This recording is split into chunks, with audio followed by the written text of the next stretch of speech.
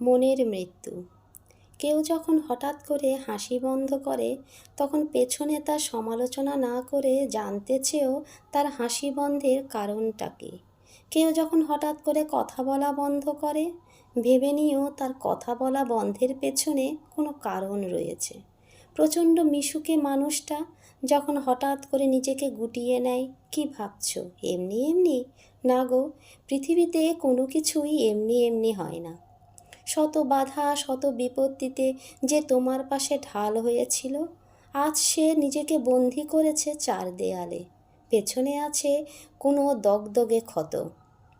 নিজের কোনো কিছু না চাইতেই সর্বস্ব দিয়ে দিত যে মানুষটা, আজ সে চু শব্দটি করে না কোনো কিছুতে।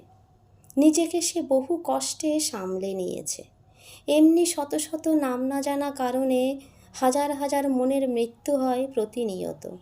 আসলে মন তো না দেখা জিনিস, না বোঝা অনুভূতি, তাই তার উপস্থিতিও অনাকাঙ্ক্ষিত, আর মৃত্যু সে তো অবাঞ্ছিত।